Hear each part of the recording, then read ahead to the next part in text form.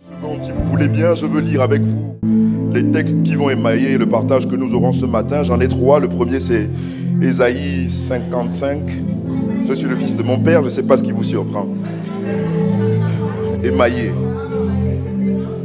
Ésaïe 55 au verset 11, Luc 22 au verset 31, à partir du verset 31, 2 Corinthiens 3 au verset 16. Je lis Ésaïe 55 au verset 11.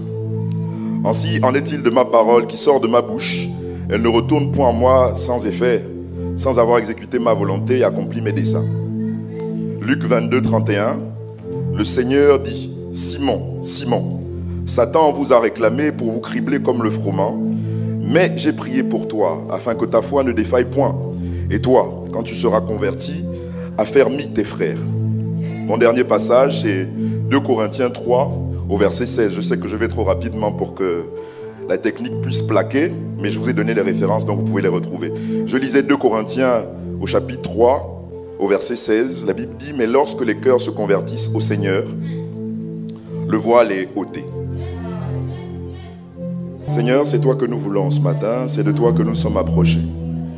Nous prions que ta gloire descende alors que ta voix retentit en ce lieu.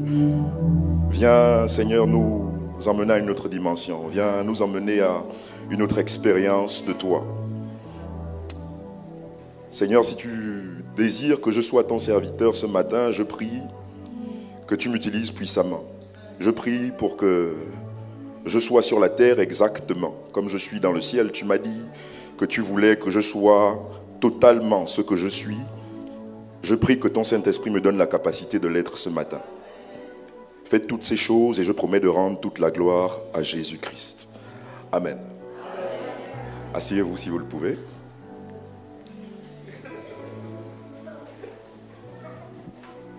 Est-ce que vous allez bien? Moi aussi ça va.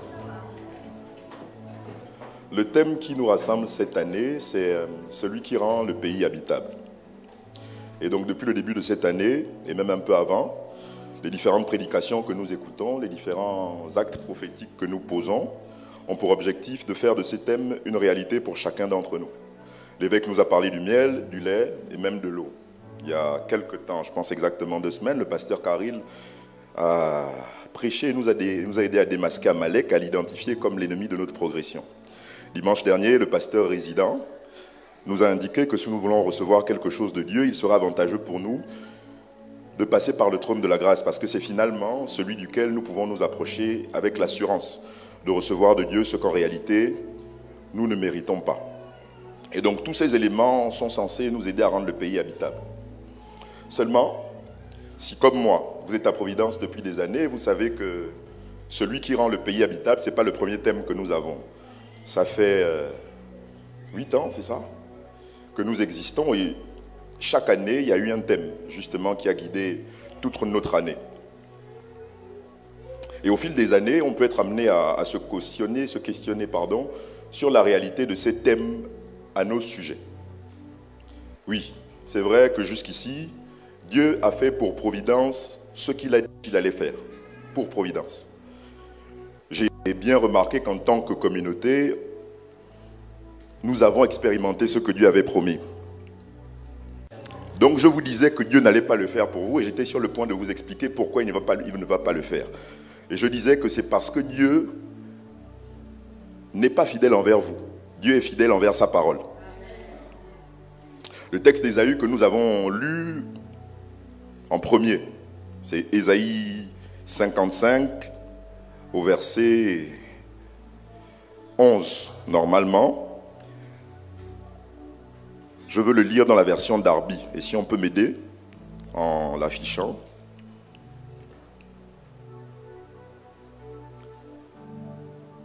Ésaïe 55 au verset 11. D'accord. Donc là, c'est écrit, ainsi sera de ma parole qui sort de ma bouche. Elle ne revient pas à moi sans effet, mais fera ce qui est mon plaisir et accomplira ce pourquoi je l'ai envoyé. Est-ce que vous commencez à comprendre? Ça veut dire que quand vous dites que Dieu a parlé, et que puisqu'il a parlé, ce qu'il a dit s'accomplira forcément pour vous, vous ne dites pas forcément la vérité, parce que ce que ce texte dit, On peut le garder affiché quelques secondes encore. C'est que Dieu accomplit ce qui est pour son plaisir à lui. Ouais.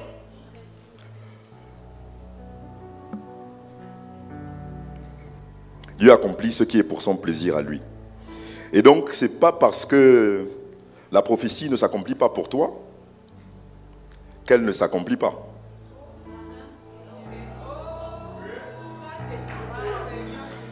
Ouais.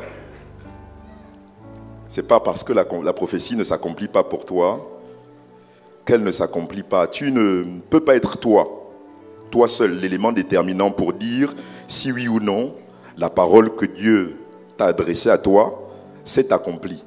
Pour que ce soit plus clair pour vous, je vais vous raconter cette histoire qu'on m'a racontée un jour aussi. Il y avait un couple dans une église comme la nôtre ce matin qui était marié depuis plusieurs années. Ils avaient des problèmes de conception.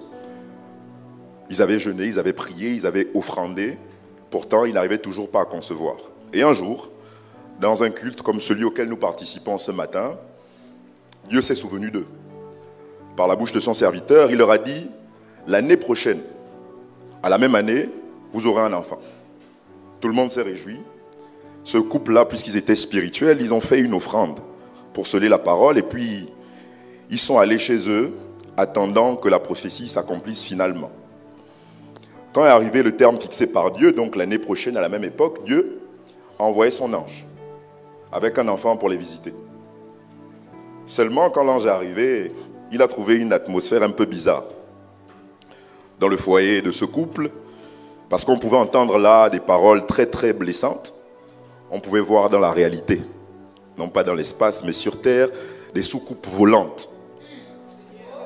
En fait, ce couple était en train de se battre.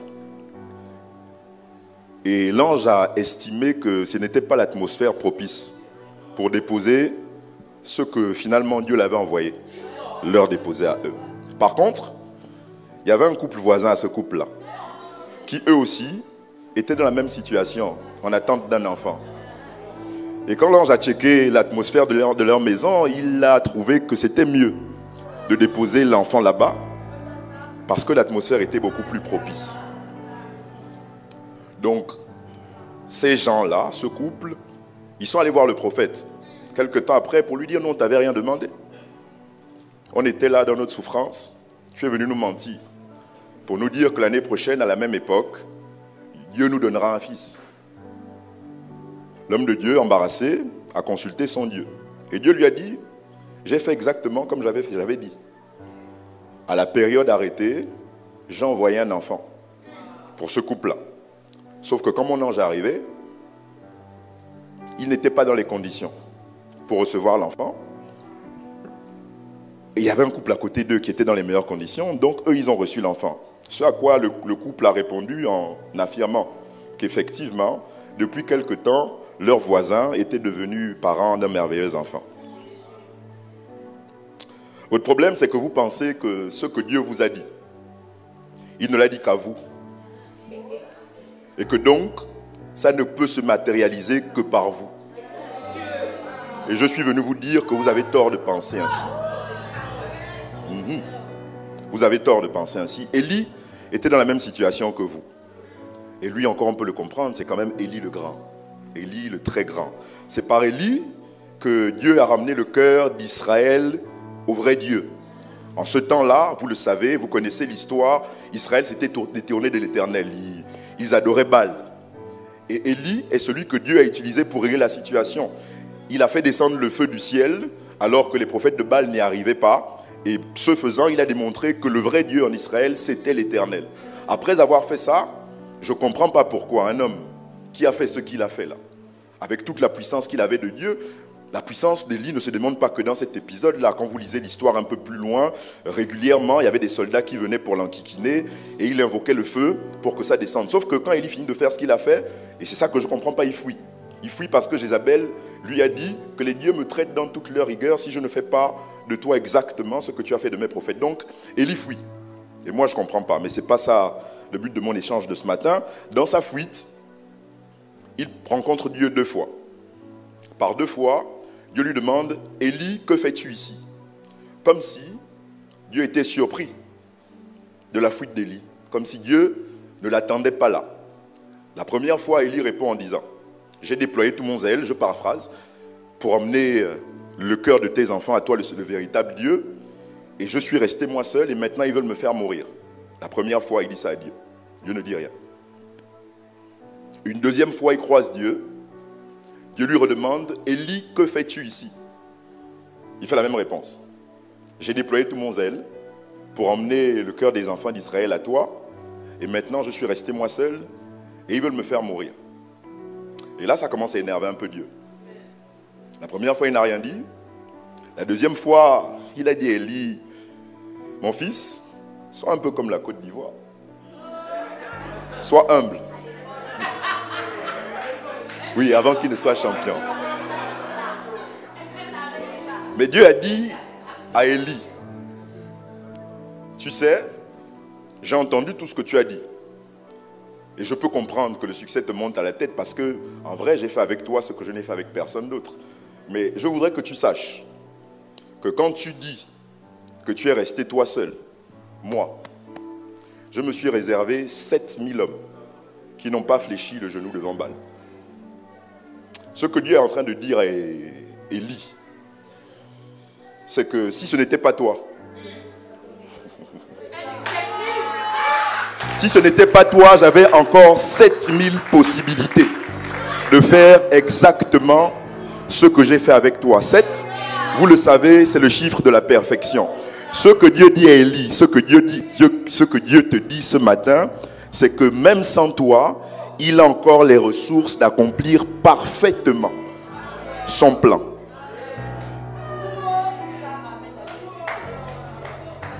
Même sans toi, Dieu peut faire parfaitement son œuvre. Dieu peut accomplir parfaitement son plan. Et donc, nous avons tort de penser comme nous pensons. Ouais. Nous avons tort de penser comme nous pensons. Dieu ne nous fait pas assez confiance. Dieu ne vous fait pas assez confiance pour mettre toutes ces cartes entre vos mains. Il n'a même pas fait confiance comme ça à Élie. Et donc vous, qui êtes-vous? Moi, je vous parle ce matin. Dieu m'a fait confiance au moins pour ça. Mais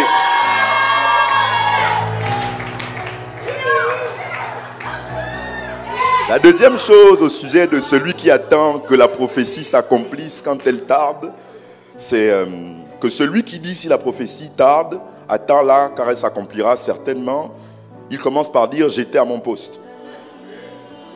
Et c'est une partie que nous oublions souvent. Nous sommes en train d'attendre, mais peut-être que nous attendons au mauvais endroit. Habakkuk, quand il le dit, il s'est assuré d'être à son poste, à la place, à l'endroit exact où Dieu l'attendait pour manifester la promesse. Et donc, dans ces conditions-là, il est fondé à attendre que la prophétie se manifeste. Ce matin, je vais vous parler de conversion. Conversion, le titre de mon partage, pour ceux qui prennent des notes, c'est « Dieu attend que tu te convertisses ». Dieu attend que tu te convertisses. La conversion, pour beaucoup d'entre nous, correspond à cet acte que nous posons.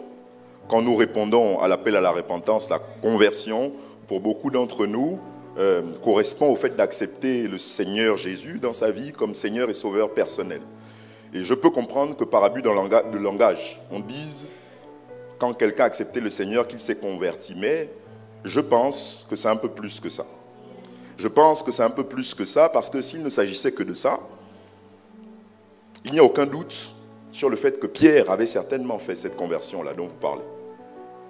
Pierre avait certainement donné sa vie à Jésus. Il avait certainement dit, sois mon Seigneur et mon Maître.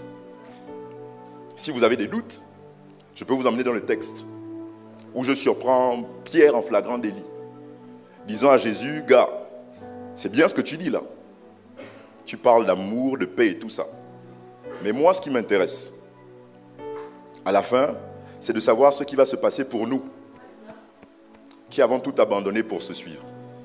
Ce que Pierre dit, c'est que je me suis déjà converti.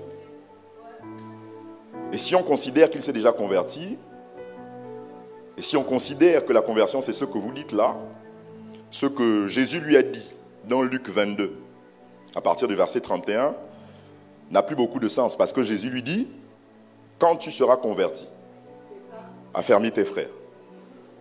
La conversion, c'est donc plus que ça.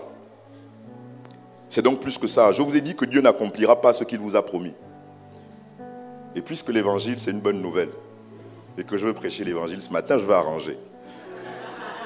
Dieu ne fera pas ce qu'il vous a dit qu'il allait faire pour vous, à moins que vous ne changiez. Dieu ne fera pas ce qu'il a dit qu'il allait faire pour vous, à moins que vous ne vous convertissiez. Il y a des promesses que Dieu nous a faites en tant que provider. Et nous ne les vivrons pas si on ne change pas la façon dont on considère ce ministère Providence et le leader que Dieu a mis à sa tête. Je parle de l'évêque Gélil. Ce sera impossible pour nous de vivre pleinement ces promesses-là si nous ne changeons pas dans nos mentalités. Tout comme il était tout à fait impossible pour les enfants d'Israël de vivre la totalité des promesses que Dieu leur avait faites s'ils n'acceptaient pas que pour faire ça, Dieu passait par Moïse. Dieu passait par Moïse. C'était lui l'instrument que Dieu s'était choisi pour leur situation respective. Dieu attend que nous fassions sortir l'Égypte de nous. Lui, il nous a déjà fait sortir de l'Égypte. Et maintenant, c'est à nous de faire sortir l'Égypte de nous. Il attend que nous devenions autre chose. C'est la condition sine qua non à l'accomplissement de ses promesses. Ceux qui sont entrés dans la terre promise, c'est la génération de Josué. Ceux qui avaient une mentalité différente, ceux qui s'étaient convertis. Se convertir donc, c'est changer sa perception de Moïse. C'est accepter que Dieu a entendu vos cris et vos prières et que pour vous délivrer, il a choisi de passer par un homme. Un homme. Pas un Dieu. Pas un ange. Mais un homme. Sujet exactement aux mêmes difficultés que vous. Aux mêmes imperfections que vous. Et le texte dit d'ailleurs que c'est parce que c'est un homme qu'il peut offrir des sacrifices pour vous. Provider, il faut que nous changions notre mentalité. Il faut que nous nous convertissions et que nous acceptions que pour que se matérialise que toutes les promesses que Dieu nous a faites dans le contexte de cette assemblée, dans le contexte de cette église, ça passera par notre regard qui aura changé sur l'évêque Gélil d'Orego. C'est un homme. Un homme. C'est parce que l'Égypte n'était pas sortie de l'entendement de Aaron et de sa sœur Myriam qu'au nom de leur intimité avec le leader Moïse, ils se sont crus autorisés à critiquer sa situation conjugale. Le pire dans l'histoire, c'est qu'ils avaient raison dans ce qu'ils disaient. Moïse, en tant que leader, était censé montrer l'exemple, au moins au niveau de sa situation matrimoniale. Sauf que quand Dieu descend, il ne considère pas les choses de la même manière. Je veux quand même vous faire remarquer que Myriam dont on parle, c'est celle grâce à qui Moïse a la vie sauve. Myriam, c'est Myriam qui suit le panier sans le quitter des œufs sur le Nil. C'est Myriam qui, une fois que Moïse est ramassé par la fille de Pharaon, va voir la fille de Pharaon pour lui dire « Moi, je sais que ce n'est pas ton enfant, donc tu n'as pas le lait. Tu vas faire comment pour l'allaiter? Si tu veux, je peux te trouver une nourrice. » C'est à cause de Myriam que Moïse se retrouve à être allaité par sa propre mère. Myriam. Pourtant, quand Dieu descend et qu'il s'en va, Myriam est frappée de lèpre blanche. Je vous ai dit ce que je vous ai dit au sujet de Myriam. Est-ce que vous pensez que vous êtes dans une meilleure situation que Myriam? Qu'est-ce que vous pensez qu'il pourrait se passer pour vous si Dieu vous surprend en train de critiquer la situation conjugale de Moïse? S'il n'a pas hésité à frapper Myriam, vous comptez sur quoi?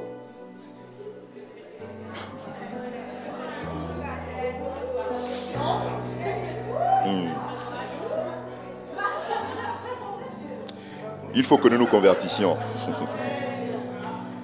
Il faut qu'on change. Ceux qui n'ont pas fait sortir l'Égypte d'eux ont leur façon bien à eux de parvenir à leur fin. Et d'ailleurs, pour eux, c'est la fin qui justifie les moyens. C'est ainsi qu'au nom d'une adoration censée être offerte au seul et véritable Dieu, on peut se retrouver à bâtir des veaux d'or. Ceux qui n'ont pas fait sortir de l'Égypte d'eux, la fin justifie les moyens pour eux. C'est pour ça que pour le mariage, on peut se retrouver à écrire le nom d'un frère sur un papier, le mettre dans un bocal, fermer le bocal, prier, jeûner, faire des déclarations dessus et dire tu seras mon époux. Parce que finalement, ce qui compte, c'est la fin.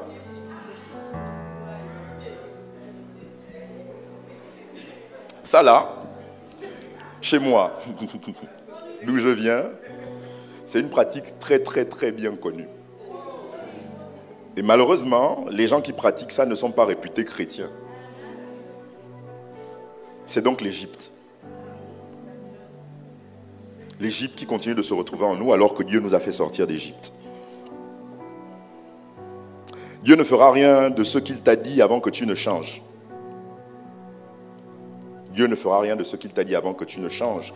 Il a promis à Pierre d'en faire un pêcheur d'hommes. Pierre ne l'a pas expérimenté pendant tout le temps où il a marché avec Jésus. Pendant 3 ans, il a marché avec Jésus. C'est la première chose qu'il a dit à Pierre quand il l'a croisé. Il dit, viens avec moi, je te ferai pêcheur d'hommes. Tout le temps de la marche, Pierre ne l'expérimente pas. C'est après que Jésus lui ait dit, quand tu seras converti, affermis les tiens. Jésus part, Pierre se convertit, il prêche et il pêche 3000 hommes. Dieu accomplit ce qu'il a promis envers celui qui a changé. Yeah. Yeah. Dieu a promis à Abraham de faire de lui une grande nation. C'est pour Abraham que Dieu l'a accompli. Dieu a promis à Saraï de faire d'elle la mère d'une grande nation. Il l'a accompli pour Sarah. Ce que je suis en train de vous dire, c'est qu'il n'y a aucune possibilité que vous voyez l'accomplissement des prophéties de Dieu sur votre vie si vous ne changez pas. L'autre chose que je veux vous dire, c'est que c'est votre responsabilité de changer. Parce que Jésus a dit à Pierre, et toi, le texte commence en disant, Satan vous a réclamé pour vous cribler comme on crible le froment. Mais j'ai prié pour toi. Dieu a fait sa part. Il nous a sortis d'Égypte. Ensuite, le texte dit, et toi, quand tu seras converti, affermis tes frères. C'est ta responsabilité de changer, c'est ta responsabilité de te convertir. Et c'est ce que Dieu attend. Il accomplit sa promesse envers celui qui est devenu autre chose, envers celui qui a changé. Le problème, quand Dieu attend, c'est que Dieu a le temps. Dieu a le temps.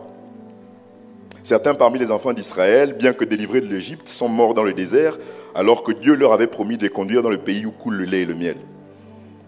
Ils tournaient en rond, parce qu'ils n'avaient pas changé. Ils ne s'étaient pas convertis. Finalement, ça m'a amené à réfléchir et à me dire que toutes les prophéties, toutes les paroles, toutes les certitudes que vous avez reçues, que ce soit dans le secret de votre chambre, que ce soit pendant une conférence ici, de la bouche de l'évêque même, toutes ces choses-là ne sont que des probabilités. Que des probabilités. Il n'y a aucune assurance qu'elles s'accomplissent. Mais la bonne nouvelle, parce que je prêche l'évangile et que c'est une bonne nouvelle, c'est que ça dépend de vous. Vous avez les capacités de faire que toutes ces choses-là deviennent des réalités. Et pour ce faire, il faut que vous vous convertissiez. Je disais donc que Dieu attend que vous vous convertissiez. Et le mot qui est utilisé dans les textes que j'ai lus, dans Luc 22 à partir du verset 31 et dans 2 Corinthiens 3 au verset 16, le mot convertir vient du grec. Et c'est en grec épistréphos. Se convertir, c'est épistréphos. Épistréphos, ce que ça traduit, c'est l'idée de retourner, de revenir, de ramener à l'obéissance de Dieu. Je redis, se retourner, revenir et ramener à l'obéissance de Dieu. Donc se convertir, c'est revenir.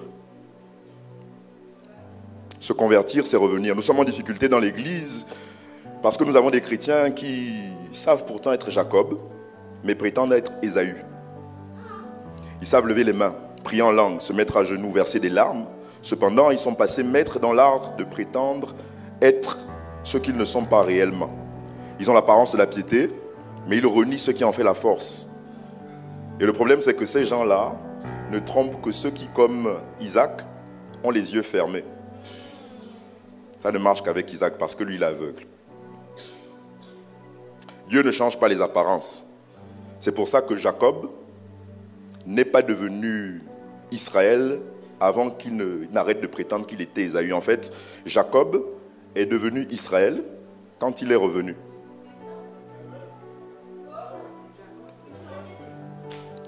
Tout ce temps, il a passé le temps à prétendre qu'il était Ésaü. Parce que pour lui, la bénédiction que Dieu avait prononcée sur sa vie passait par le fait qu'il feigne le fait d'être Ésaü. Et toute sa vie, il a vécu l'inverse de ce que Dieu lui avait dit, jusqu'au jour où Dieu a eu pitié de lui. Il est venu se voir.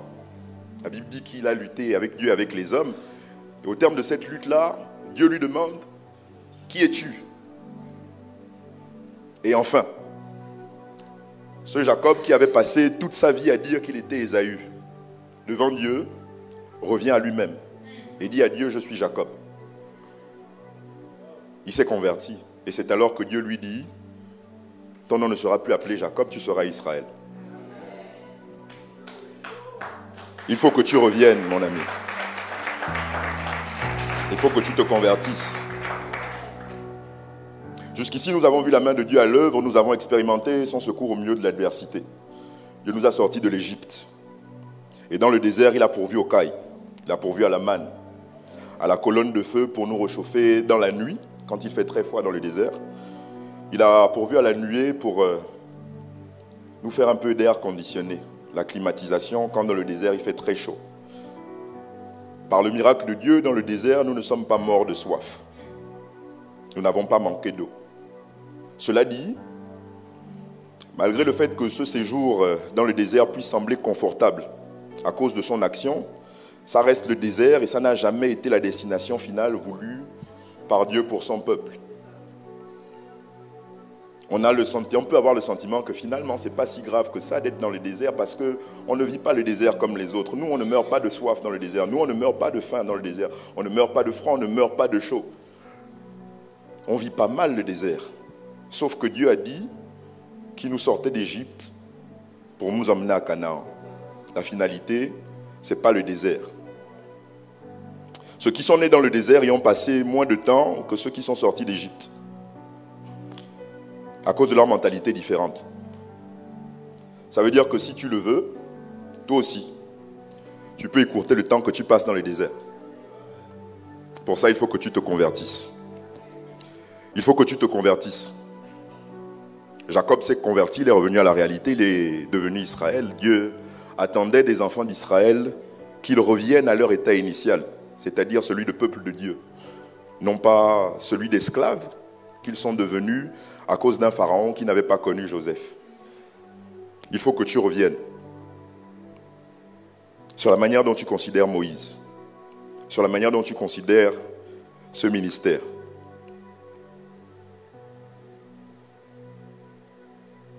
Le pasteur Karil nous a dit qu'Amalek est l'ennemi de notre progression. Et gloire à Dieu, il a été démasqué, il sera vaincu. Mais ce matin, je vous parle d'un autre ennemi, un tout autre. C'est l'ennemi de ta conversion.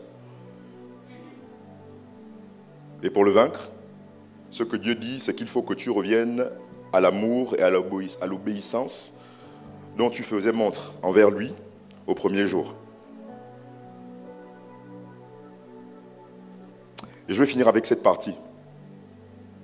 Puisque nous parlons de rendre le pays habitable, Jésus a dit à Pierre, « Et toi, quand tu seras converti, affermis tes frères. » Ça veut dire que la conversion de Pierre était suffisante pour affermir ses frères. Pierre converti pouvait affermir les autres. Et c'est ça exactement, rendre le pays habitable. C'est faire en sorte que tes actions et tes résolutions soient au bénéfice du plus grand nombre. Que Dieu bénisse sa parole.